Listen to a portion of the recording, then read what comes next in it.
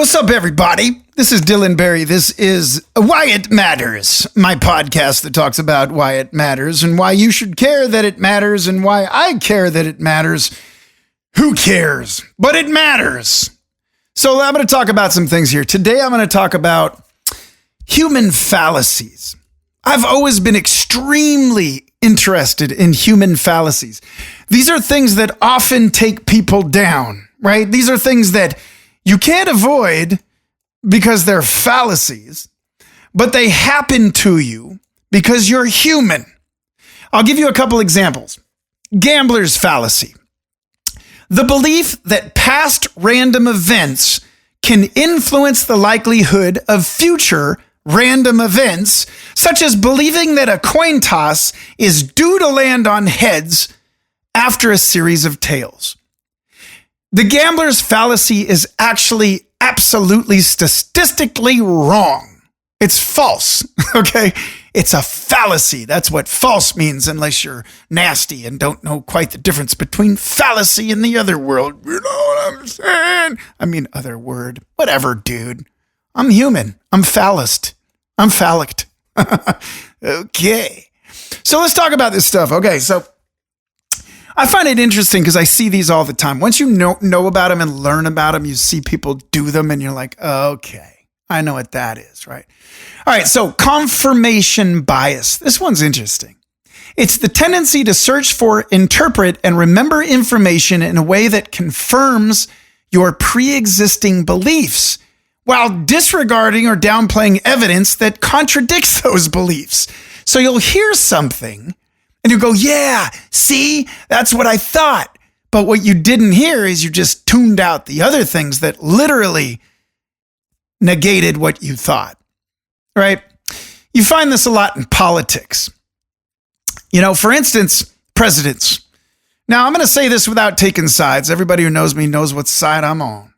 But even that side's fucked up. Excuse my language. But there's this tendency that if I say it and it's what you want to hear, then it's true, right? If I say it and it's what you want to hear, it's true, but it might not be true.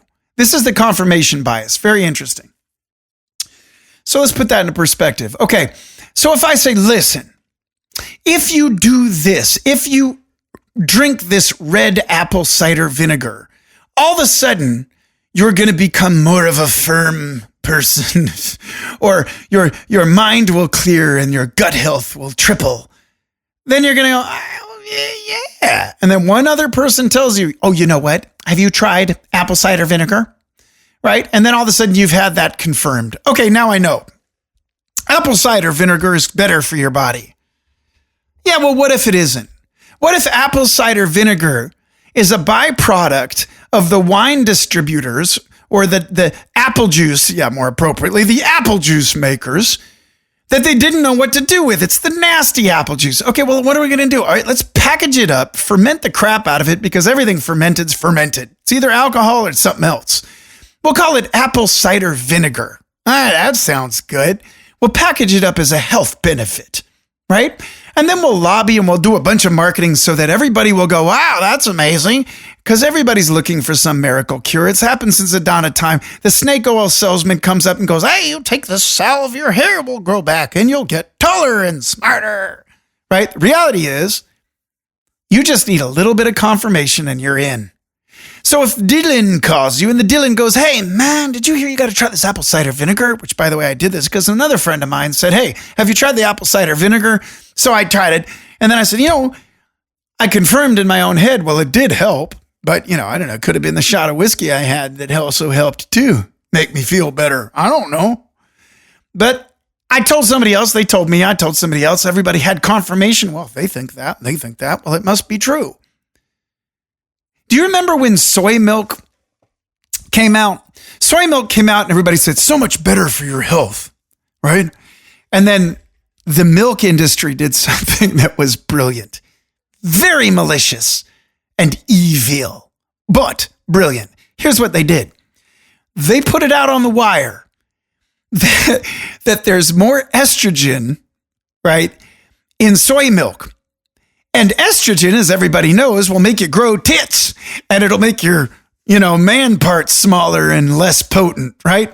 Every man on the planet. I was having soy lattes every morning. I'm being healthy. I'm having a soy latte at the, at the Starbucks.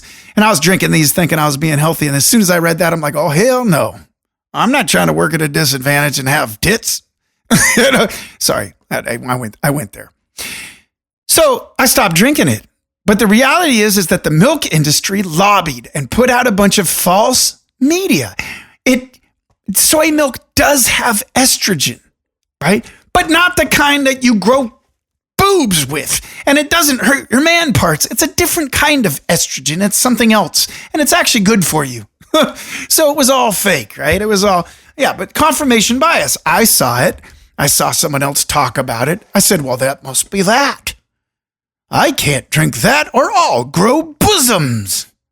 Okay, let's talk about some other stuff. This is my favorite radio voice, by the way. I don't really talk like that, but it's really fun because I also do voiceovers, and sometimes you get lost in your own madness. I'm saying, deal with it. There's nobody in the room but me and this microphone, so whatever. Okay, well, this goes to the next one. Hindsight bias. This is the inclination to see events as having been predictable after they have already occurred, often leading to overconfidence in one's ability to predict outcomes. Let me read it again. The inclination to see events as having been predictable. Like, I knew that would happen, right? That horse won the race. I knew that would happen, right? Messi is going to win the final goal. I knew that would happen, right? So you get all this confidence in the next Messi game. Then Messi hurts himself. I don't know if y'all saw the games during the American Cup, but, that's exactly what happened. So it's not predictable. Oh, hey, Messi's not going to score the final goal. I mean, every athlete will tell you, they know for sure, like, hey, man, there's no, I could hurt myself any second and my whole game changes, right? Okay. So here's another one. These are, by the way, if you're just paying attention to the podcast, this is why it matters. This is why human fallacies matter. Okay. There's one fallacy called the straw man fallacy, right? This is cool. This is misrepresenting or simplifying someone's argument to make it easier to attack and refute rather than addressing the actual points of the argument being made. Straw man fallacy. So you're basically misrepresenting. This is another political thing you got to look out for. Taking things out of context. You want to bomb Israel, right? No, that's not necessarily what that person said. That person said, we really shouldn't be, backing down from this and that and the other, right? But they took it out of context. By the way, that isn't an actual example. I just came up with that because, Israel and Palestine's in the news. But you shouldn't be bombing Palestine, okay? Whatever. So when you misrepresent or simplify somebody's argument, you leave so many facts out that you can take all of that out of context. All these politicians do it all day long. And there's a lot of lemmings running around that believe everything that somebody says. I mean, we got a guy who is, quote, relating to, middle America, who literally spent his entire life on a gold toilet, like literally a gold toilet. The dude poops in a gold toilet. Okay. On the other side of things, you've got the Martha's Vineyard elite on the democratic side, right? That is down with the people and then talks about his golf swing. Most of us don't fucking golf. That's a privileged sport. When you golf, you go pay $150 and got to buy those crappy ass. And by the way, if you're a golfer, don't take me wrong, but you got to buy those ugly ass shoes. The shoes are ugly. They're ugly shoes. I'm sorry. Wear some soccer cleats. I did do that. By the way, they kicked me out. That pissed me off. Maybe that's why I got a thing against golf. I like golf. And as my black friends say, I like to smack Whitey around. Anyway, golf's cool. I'm down with golf. I like the 3-putt though. I mean the 3-par. Because then you smack the ball and actually get it close to the thing. And if it hits the tree, it's still close enough. You know what I mean? Anyway, moving on. Straw man fallacy. Look out for it. It's misrepresenting things by oversimplifying. Okay. So This one's interesting, and everyone should listen carefully to this human fallacy. Appeal to authority. Believing a claim is simply true because an authority or expert says it is, without critically evaluating the evidence of the argument. Dr. Oz says, if you do this, it's true. This is the best drug for your... It's true, right?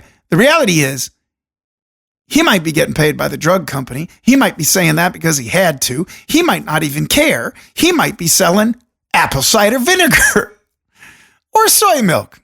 See what I'm saying? Pay attention to this stuff. Just because they said it doesn't mean it's true. I love Mr. Beast, whatever. Mr. Beast doped. But just because he says it doesn't mean it's true. Sorry. Just because I'm telling you right now, this doesn't mean it's true. You should always look at things through your own lens. People judge everything by their own history. Now, here's another one that everybody already knows. By the way, we're talking about human fallacies, okay? Not human phallics. That's a whole other show. This is Humans Fallacies. This is Dylan Barry. This is Why It Matters. It's my podcast. Everybody's got a podcast. And guess what? I have one too. And all three of you listening, thank you so much.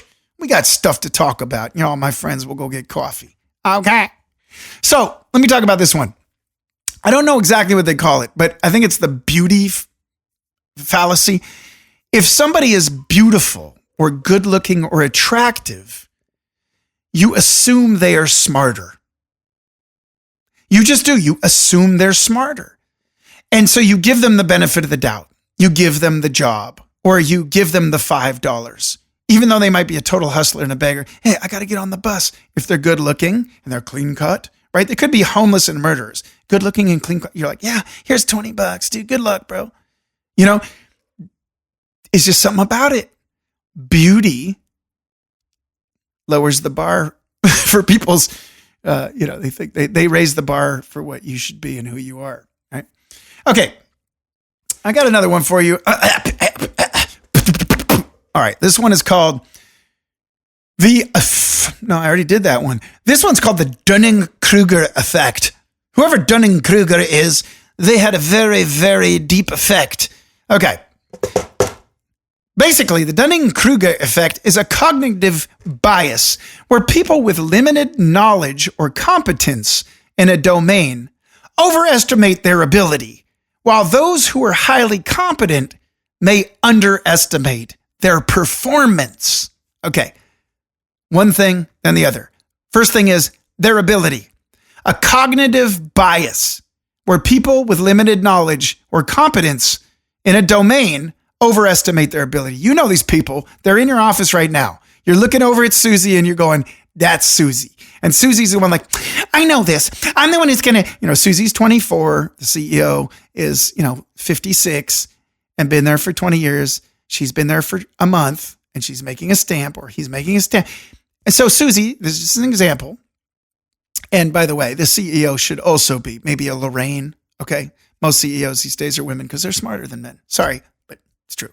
Anyway, Susie is talking to Lorraine, and Susie's going, yes, I know exactly what we need to do. I'm going to do that. We're going to do this and this. You don't really know marketing like I know marketing because I know marketing because I've been on social media. I know everything about it, and I'm young, and I'm smarter than you. Right? Okay, boom. This is the Dunning-Kruger effect. Susie, has a cognitive bias where people like her with limited knowledge think they're better at something they're not. I call it overconfidence, arrogance, and youth.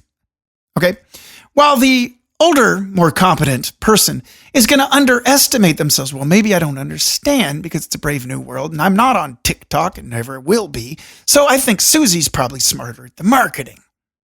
Reality is people are people. Same thing. They want it, they buy it. If you tell a compelling story, they listen. Okay. The Dunning-Kruger effect. You can see this one coming a mile away. How do you deal with the Dunning-Kruger effect? Maybe it's totally said something different, but I just like the way I had a Dunning-Kruger the other day. It got me all buzzed. Anyway, it's funny. I'm making funny jokes about alcohol when I actually quit drinking a month and a half ago. And it's the best thing I ever did. I'm clear-headed. I'm smarter. I'm more witty. I can say cool stuff. And I don't go, duh, and space out like I usually do. Anyway, where was I? Okay. I don't even know how to say this word because I'm a simple man, never went to college. Thankfully I'm been able to make it this far in life. This is called availability heuristic. Dude, am I an idiot for not knowing this word? Why do I not know this? Heuristic, whatever. Availability heuristic. So this fallacy is overestimating the importance or likelihood of events based on how easily examples come to mind. Overestimating the importance or likelihood of events based on how easily examples of those events come to mind, often leading to skewed perceptions of risk or frequency. I don't know what to do with this one. You guys know? I don't know. So you're overestimating the importance or likelihood of events, right? So the importance of this happening or the likeliness of this happening, you're overestimating that. And because of examples that come quick, I'm overestimating that because, let's say I'm a talk show host. Okay, I'm Dylan Barry, right? I am not David Letterman. So, I know I can talk. I can talk and I can sit in a chair, so I can do what David Letterman does, right? I'm overestimating the likelihood of me having the opportunity to be David Letterman or the importance or Jimmy Kimmel or any of these other guys, right? I'm underestimating all of the luck it took, the right place, the right time, the corporate people, the friends on the inside, the ratings, the people, the fact that they liked his hair better than the next person, whatever it is. I still can't explain Jay Leno. Anyway, moving on. So the likelihood of these events, sorry, Jay, you're a nice guy. We've met before. I know you got some bitchin' cars. I should give you the benefit of the doubt, but you're not a great talk show host, man. You made people uncomfortable. You made me uncomfortable. You didn't really like me for whatever reason, or it felt that way. And that's why you weren't a talk show host. That's why that Saturday Night Live dude, what's his name? He's freaking awesome because he just makes everybody feel good. Hey, man. Hey, and everybody has a great time. I love that. Okay. So, availability heuristic. God, I wish I'd said that right. You guys are going to blast me for that, aren't you? Overestimating the importance or likelihood of events based on how easily examples come to mind. Kanye. Oh, that's easy. I can produce and I can rap, so I'm going to be Kanye. Okay. Yeah, there you go. Easy work. So anyway, look, this is why it matters. You know why human people matter and why the fallacies of how humans think matter? Because you have to deal with these langy, dangly, weird, hairless, not totally hairless, hairless creatures with fat heads and huge eyes that stumble around the planet that some think were the crazy offspring, slave workers of alien beings that populated the undercarriage of monkeys and orangutans or gorillas or whatever, and created these so that they were smart enough to work, but still dumb enough to be dumb. And let's be honest, we're still pretty dumb. We still fight. We're still in wars. We still can't keep our in our pants. Well, I won't say me. I've been pretty good at that. But the rest of the world is troubled. I'm perfect. And I'm glad that you all think that too. I'm going to stop talking because that's not true. But human fallacy, the more you know about human fallacies, the more you can navigate life in a way that's beneficial for you, for business, for whatever you're trying to accomplish. That's really all we do every single day is, I want to accomplish something, whether it's I want to make money, I want to get clean in the shower, I want to shave to accomplish no facial hair or leggy hair. I want to accomplish peace, so I meditate. I want to accomplish a surf, which is my form of peace. So I surf. We're all just trying to accomplish something. And to accomplish something, you need other people involved. I couldn't have accomplished the coffee that I really wanted without that lovely woman at Starbucks today who made me a coffee. And I couldn't have accomplished that without the amazing people that accomplished building that building and accomplished putting the electricity in and accomplished powering the city with electricity, that accomplished the hydroelectric dam that sent power to that power box that's powered the city, that powered my electric car that I drove home. So, learning the human fallacies is how you crack the code on anything. when you see somebody beautiful walk in the room and go, hey, mister, come with me. And you say, I'm sorry, I'm married. Right? Because you know you can't give too much credit to the beauty. It's a death sentence, you feel me? Or if you're at a job and there they come. There comes Susie. I know more than Dylan. I can do Dylan's job in 5 minutes. I'm going to, which goes to my earlier podcast, my assistant that stole my address book and tried to do that. And thankfully I had the confidence to know, well, you're done. And I got her canceled 3 days later and blah, blah, blah, blah. But human fallacies, the gambler fallacy. For all you gamblers out there here, it's this simple. The house always wins. I'm sorry, I don't care how good you are. You can hustle your friends. No, for sure. If you're a good card dealer and you can read cards and all that, hell yeah. You can hustle people all day long. That's not gambling. When you go and pull the little thing at the deal, bro, you put $20 in. You lose $8. You win $3 back. You lose $7. You win $2 back. Eventually you lose it all. That's exactly what happens. When you flip a coin 5 times in its heads, it don't mean you're going to get tails the next time. Right? Stop gambling. Okay, sorry, I just had to say it. Stop gambling. Gambling's no good. If you're going to gamble on yourself. Gamble on your work. Gamble on reinvesting in your tech platform or your body or your health. Okay, or get your teeth fixed. Gamble on that. Don't gamble on their project. The casino is their project. It's not your project. There's a reason those things in tiny little broke-ass areas are $5 to $8 million buildings. And there's a reason that they are on Native American land. Right?